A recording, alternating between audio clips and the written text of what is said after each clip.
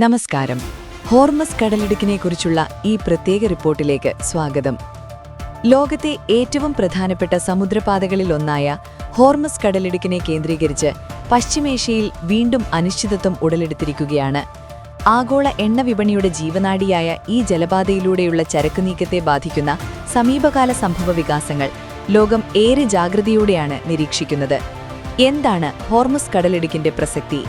Persian ഗൾഫിനെ Oman കടലുമായും അറബിക്കടലുമായും ബന്ധിപ്പിക്കുന്ന ഏക സമുദ്രപാതയാണ് Hormuz കടലിടുക്ക്. ലോകത്തുപയോഗിക്കപ്പെടുന്ന എണ്ണയുടെ 1/5 അതായത് ഏകദേശം 21% പെട്രോളിയം ഉൽപ്പന്നങ്ങളും ഈ ഇടുങ്ങിയ പാതയിലൂടെയാണ് കടന്നുപോകുന്നത്. Saudi Arabia, United Arab Emirates, Kuwait, Iraq, Iran എന്നീ രാജ്യങ്ങളിൽ നിന്നുള്ള എണ്ണ കയറ്റുമതിയും ഖത്തറിൽ നിന്നുള്ള ദ്രവീകൃത പ്രകൃതിവാതകത്തിന്റെ ഭൂരിഭാഗവും ഈ വഴിയാണ് ലോകവിപണിയിലെത്തുന്നത്. ഹോർമസ് കടലിടുക്കിലെ തടസ്സങ്ങൾ ആഗോള എണ്ണവില കുത്തനെ ഉയരാൻ കാരണമാകുന്നു. നിലവിലെ കണക്കനുസരിച്ച് മേഖലയിലെ സംഘർഷാവസ്ഥ കാരണം എണ്ണവിലയിൽ ബാരലിന് $3 മുതൽ $5 വരെ റിസ്ക് പ്രീമിയം വർദ്ധിച്ചിട്ടുണ്ട്. ചൈന, ഇന്ത്യ, ജപ്പാൻ, ദക്ഷിണ കൊറിയ തുടങ്ങിയ ഏഷ്യൻ രാജ്യങ്ങളുടെ ഊർജ്ജ സുരക്ഷ പ്രധാനമായും ഈ പാതയെയാണ് ആശ്രയിക്കുന്നത്. സാങ്കേതിക പ്രത്യേകതകൾ. ഹോർമസ് കടലിടുക്കിന്റെ ഭൂമിശാസ്ത്രപരമായ പ്രത്യേകതകൾ അതിന്റെ തന്ത്രപ്രധാന പ്രാധാന്യം വർദ്ധിപ്പിക്കുന്നു. വീതി. ഏറ്റവും വീതി കുറഞ്ഞ ഭാഗത്ത് ഇതിന് ഏകദേശം 21 മൈൽ അഥവാ 34 കിലോമീറ്റർ മാത്രമാണ് വീതിയുള്ളത്. ഷിപ്പിംഗ് ലൈനുകൾ. കൂറ്റൻ ടാങ്കറുകൾക്ക് സഞ്ചരിക്കാനായി ഇരുവശങ്ങളിലേക്കും 2 മൈൽ വീതമുള്ള പ്രത്യേക ചാനലുകളാണുള്ളത്. ഇവയ്ക്കിടയിൽ 2 മൈൽ വീതിയുള്ള സുരക്ഷാ മേഖലയുമുണ്ട്. ആഴം. ഇടുങ്ങിയതാണെങ്കിലും ലോകത്തെ ഏറ്റവും വലിയ എണ്ണക്കപ്പലുകൾക്ക് സഞ്ചരിക്കാൻ ആവശ്യമായ ആഴം ഈ കടലിടുക്കിനുണ്ട്. ഭൂമിശാസ്ത്രപരമായി ഇതിന്റെ വടക്കൻ പ്രദേശം ഇറാന്റെയും തെക്കൻ പ്രദേശം ഒമാന്റെയും അധീനതയിലാണ്.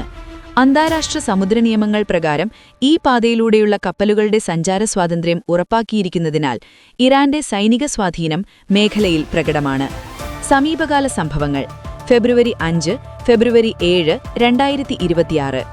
കഴിഞ്ഞ ഏതാനും ദിവസങ്ങളായി മേഖലയിൽ വീണ്ടും സംഘർഷസാധ്യത വർദ്ധിച്ചിരിക്കുകയാണ്. ഫെബ്രുവരി 5-ന് ഇറാൻ സൈന്യം ഇന്ധനം കടത്തിയെന്നാരോപിച്ച് 2 കപ്പലുകൾ പിടിച്ചെടുത്തതായി റിപ്പോർട്ടുകൾ പുറത്തുവന്നു. ഇതിന് പിന്നാലെ ഫെബ്രുവരി 6-ന് ഫാർസി ദ്വീപിന് സമീപം വിദേശിയായ മറ്റ് 2 എണ്ണ കപ്പലുകൾ കൂടി ഇറാൻ പിടിച്ചെടുത്തു. ഈ സൈനിക നീക്കങ്ങൾക്കിടയിലും ഇറാനും അമേരിക്കയും തമ്മിലുള്ള ആണവ ചർച്ചകൾ ഒമാനിൽ തുടരുന്നുവെന്നത് ശ്രദ്ധേയമാണ്. US പ്രതിനിധികളായ സ്റ്റീവ് വിറ്റ്കോഫ്, ജാരഡ് കുഷ്ണർ എന്നിവർ ചർച്ചകളിൽ പങ്കെടുക്കുന്നതിനായി ഒമാനിലെത്തിയിട്ടുണ്ട്. ഒരേ സമയം ചർച്ചകളും സൈനിക നീക്കങ്ങളും നടക്കുന്നത് മേഖലയുടെ അന്തരീക്ഷം സങ്കീർണമാക്കുന്നു. ഹോർമസ് കടലിടുക്ക് അടച്ചുപൂട്ടുമെന്ന് ഇറാൻ മുൻപ് പലതവണ ഭീഷണിപ്പെടുത്തിയിട്ടുണ്ടെങ്കിലും അത്തരമൊരു നീക്കം ഇറാന്റെ തന്നെ സാമ്പത്തികാവസ്ഥയെയും ചൈനയുമായുള്ള വ്യാപാര ബന്ധത്തെയും തകർക്കും എന്നതിനാൽ അത് പ്രായോഗികമല്ല എന്നാണ് വിദഗ്ധർ വിലയിരുത്തുന്നത്. എന്നിരുന്നാലും ഈ പാതയിലെ ഓരോ ചെറിയ ചലനവും ലോക സാമ്പത്തിക രംഗത്ത് വലിയ പ്രത്യാഘാതങ്ങളുണ്ടാക്കും എന്ന കാര്യത്തിൽ സംശയമില്ല. കൂടുതൽ വാർത്തകൾ അറിയുവാൻ ഞങ്ങളുടെ YouTube ചാനൽ സബ്സ്ക്രൈബ് ചെയ്യുക.